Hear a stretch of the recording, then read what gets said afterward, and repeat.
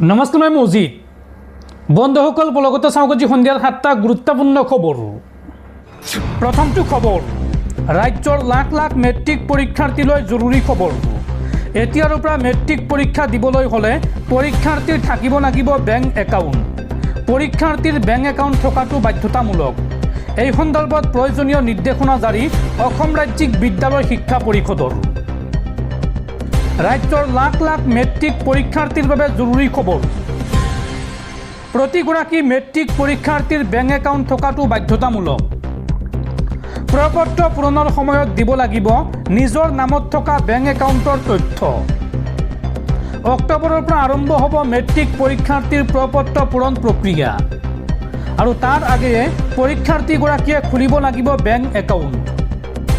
এই সন্দৰ্ভত জাননী জাৰি কৰিলে অসম ৰাজ্যিক বিদ্যালয় শিক্ষা পৰিষদে। বিদ্যালয় পৰিদৰ্শকৰ জৰিয়তে বিদ্যালয়সমূহৰ প্ৰধান শিক্ষকলৈ এই নিৰ্দেশনা জাৰি। পৰৱৰ্তী খবৰ, নগাঁও লোকসভা সমষ্টিৰ উপ নিৰ্বাচনৰ প্ৰাৰ্থী ঘোষণা মৌলানা বদৰুদ্দিন আজমলৰ।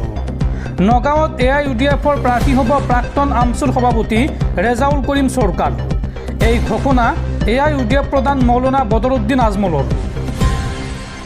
নগাঁও লোকসভা সমষ্টিত AIUDFৰ প্ৰাৰ্থী হ'ব ৰেজাউল কৰিম চৰকাৰ। নগাঁও সমষ্টিৰ বাবে উপ নিৰ্বাচনৰ প্ৰাৰ্থী ঘোষণা বদৰুদ্দিন আজমলৰ।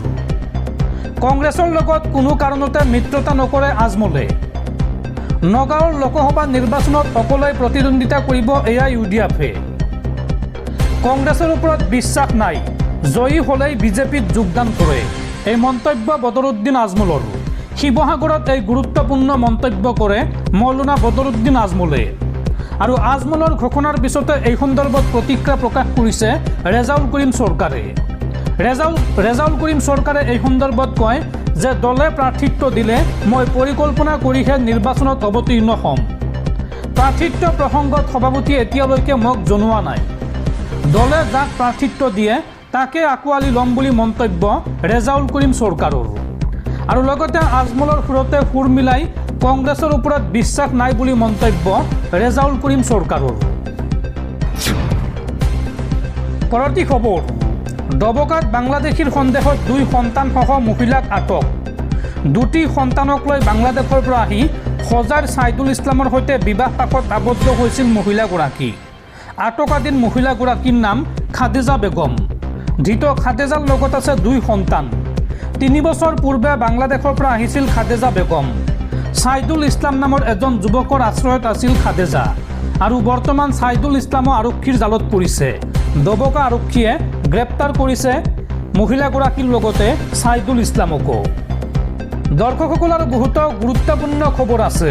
তাৰ আগতে আপোনাক জনাওঁ যে যদি আপুনি এতিয়ালৈকে এইটো ভিডিঅ'ত লাইক কৰা নাই তেন্তে এতিয়াই ভিডিঅ'টোত লাইক কৰি দিয়ক। আৰু এনেকুৱা ধৰণৰ ভিডিঅ'সমূহ নিতৌ চাবলৈ চেনেলটো ছাবস্ক্ৰাইব কৰি কাষত থকা বেল আইকনটো প্ৰেছ কৰি ৰাখক। পৰৱৰ্তী খবৰ, অসম অৰুণাচল সীমান্তত পুনৰ ভয়ংকৰ ঘটনা।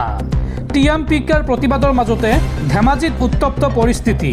লিকাবালিত প্ৰতিবাদকাৰীলৈ অৰুণাচলী দুৰ্বৃত্তৰ শিলাবৰ্ষণ। পৰিস্থিতি নিয়ন্ত্ৰণ কৰিবলৈ অৰুণাচল আৰক্ষীৰ শূন্যলৈ গুলীচালনা। TMPKৰ প্ৰতিবাদৰ মাজতে ধেমাজিত উত্তপ্ত পৰিস্থিতি। লিকাবালিত প্ৰতিবাদকাৰীলৈ অৰুণাচলী দুৰ্বৃত্তৰ শিলাবৰ্ষণ। পৰিস্থিতি নিয়ন্ত্ৰণ কৰিবলৈ অৰুণাচল আৰক্ষীৰ শূন্যলৈ গুলীচালনা। 4 জাই গুলী ফুটালে অৰুণাচল আৰক্ষীয়ে। শিলগুটিৰ আক্ৰমণত কেইবাজনো প্ৰতিবাদকাৰী আহত হৈছে। উল্লেখযোগ্য যে বিগত 2 দিন ধৰি অৰ্থনৈতিক অৱৰোধ অব্যাহত ৰাখিছে TMPKয়ে। আৰু পৰিস্থিতিৰ বুজ ল'বলৈ ঘটনাস্থলীলৈ ৰাওনা অসম আৰক্ষীৰ শীৰ্ষ বিষয়া। যিকোনো মুহূৰ্তত অধিক উত্তপ্ত হ'ব পাৰে লিকাবালিৰ পৰিস্থিতি। পৰৱৰ্তী খবৰ, মুকেশ আম্বানীৰ পুত্ৰ অনন্ত আম্বানীৰ বনতাৰাই অসমত স্থাপন কৰিব 3টাকৈ বন্যপ্ৰাণী পুনৰ সংস্থাপন কেন্দ্ৰ। ৰাজ্য চৰকাৰৰ তত্বাৱধানত চলিব বনতাৰাৰ এই কেন্দ্ৰ 3টা। বন্যহস্তীৰ সংৰক্ষণ প্ৰতিপালন হ'ব বনতাৰাৰ এটা কেন্দ্ৰত। ৰাজ্যবাসীক এই কথা জনালে বনমন্ত্ৰী জয়ন্ত মল্ল বৰুৱাই। আৰু এই সন্দৰ্ভত অনন্ত আম্বানীৰ বনতাৰাক ধন্যবাদ জনালে বনমন্ত্ৰী জয়ন্ত মল্ল বৰুৱাই। পৰৱৰ্তী খবৰ, হজৰত মহম্মদক মই শ্ৰদ্ধা কৰোঁ আৰু আজান মই ভাল পাওঁ। আজি মই এই কথা মুকলিকৈ কৈছোঁ, হজৰত মহম্মদক অপমান কৰা কাৰ্য কেতিয়াও গ্ৰহণযোগ্য নহয়। উজনি অসমত সহায় কৰা মানৱদৰ্দী মুছলমানক কোনেও সমালোচনা কৰিব নোৱাৰিব। এছামে ছদ্ম নাম লৈ হিন্দু মুছলমানৰ মাজত সংঘাত আনিব বিচাৰিছে। এই মন্তব্য জাতীয়তাবাদী নেতা চিতু বৰুৱাৰ। পৰৱৰ্তী খবৰ, অৱশেষত শত্ৰু দেশৰ পৰা সেনা আঁতৰাবলৈ বাধ্য হ'ল মাৰ্কিন প্ৰেছিডেণ্ট ডনাল্ড ট্ৰাম্প। 30 ছেপ্টেম্বৰত ইৰাক এৰিব আমেৰিকাৰ সেনাই। শত্ৰু দেশৰ পৰা সেনা আঁতৰাবলৈ বাধ্য হ'ল মাৰ্কিন প্ৰেছিডেণ্ট ডনাল্ড ট্ৰাম্প। এই সময়ৰ শত্ৰু দেশ ইৰাকৰ পৰা সম্পূৰ্ণৰূপে সেনা আঁতৰাব মাৰ্কিন ৰাষ্ট্ৰপতি ডনাল্ড ট্ৰাম্পে। 30 ছেপ্টেম্বৰত ইৰাক এৰিব আমেৰিকাৰ সেনাই। 23 বছৰৰ পাছত ইৰাকৰ পৰা বিদায় ল'ব মাৰ্কিন সেনাই। দেশখনৰ প্ৰধানমন্ত্ৰী আলী আল জাইদিৰ কাৰ্যালয়ে প্ৰকাশ কৰিলে এই তথ্য। 1 অক্টোবৰৰ পৰা দেশখনত নতুন যুগৰ সূচনা হ'ব বুলি প্ৰকাশ কৰে প্ৰধানমন্ত্ৰীগৰাকীয়ে। উল্লেখযোগ্য যে 2003 চনত ইৰাকত প্ৰৱেশ কৰিছিল আমেৰিকাৰ সেনাই আৰু ইৰাকত আক্ৰমণ কৰি ছাদ্দাম হুছেইনৰ শাসন উফৰাই পেলাইছিল আমেৰিকাই। সন্ত্ৰাসবাদীৰ বিৰুদ্ধে অভিযান চলাবলৈ বাগদাদত মোতায়েন কৰা হৈছিল 2500তকৈও অধিক সেনা আৰু ক্ৰমান্বয়ে এই সৈনিকসকলক আঁতৰ কৰিছে আমেৰিকাই। মাৰ্কিন সেনা আঁতৰি অহাৰ পাছতে ইৰাকত প্ৰৱেশ কৰিব বহুজাতিক কোম্পানীয়ে। তৈল সম্পদ নিষ্কাশনৰ বাবে দেশখনত ঘাটি পাতিব বহুজাতিক কোম্পানীসমূহে। পৰৱৰ্তী খবৰ, আদালতৰ কাঠগড়াত পশ্চিমবংগৰ বিজেপি চৰকাৰ। কোনো লিখিত অধিসূচনা অবিহনে মৌখিক আদেশৰ ভিত্তিত পশ্চিমবংগৰ মছজিদৰ পৰা 4000ৰো অধিক লাউড স্পিকাৰ আঁতৰোৱাৰ অভিযোগ। এই সন্দৰ্ভত কলকাতা উচ্চ ন্যায়ালয়ে মঙলবাৰৰ ভিতৰত ৰাজ্য চৰকাৰৰ পৰা বিচাৰিলে উত্তৰ। পৰৱৰ্তী খবৰ, চেঞ্চাছ অৰ্থাৎ লোকপিয়ল সন্দৰ্ভত জৰুৰী নিৰ্দেশ ৰাজ্যৰ সাধাৰণ প্ৰশাসন বিভাগৰ। লোকপিয়লত জড়িত শিক্ষকে লোকপিয়লৰ প্ৰক্ৰিয়া শেষ নোহোৱা পৰ্যন্ত নাপাব বদলিৰ অনুমতি। বিদ্যালয় শিক্ষা বিভাগৰ আয়ুক্ত সচিবলৈ এই সন্দৰ্ভত পত্ৰ সাধাৰণ প্ৰশাসন বিভাগৰ সচিবৰ।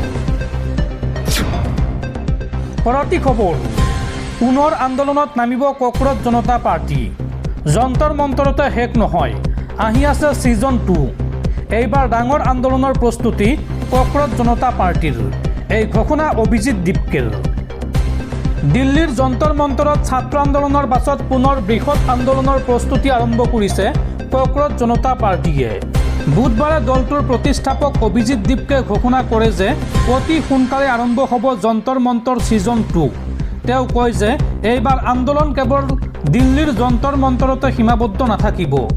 যোৱা মাহত দিল্লীৰ যন্তৰ মন্তৰত প্ৰশ্নকাকত ফাদিল আৰু তাৰ পাছত ছাত্ৰ ছাত্ৰীৰ আত্মহত্যা আৰু শিক্ষা ক্ষেত্ৰত সংস্কাৰৰ দাবীত এক বৃহৎ ছাত্ৰ আন্দোলন গঢ় লৈ উঠিছিল। এই আন্দোলনটোৱে দেশজুৰি ব্যাপক চৰ্চা লাভ কৰিছিল। আন্দোলন শেষ হোৱাৰ পাছত CJPয়ে গণতান্ত্ৰিক প্ৰতিষ্ঠানসমূহক জবাবদিহিৰ আওতালৈ অনাৰ বাবে এক শক্তিশালী চাপ সৃষ্টিকাৰী সংগঠন হিচাপে কাম কৰি যোৱাৰ কথা প্ৰকাশ কৰিছিল আৰু এইবাৰ পুনৰবাৰ ডাঙৰকৈ আন্দোলনত বহাৰ সিদ্ধান্ত গ্ৰহণ কৰিছে কক্ৰজ জনতা পাৰ্টিয়ে।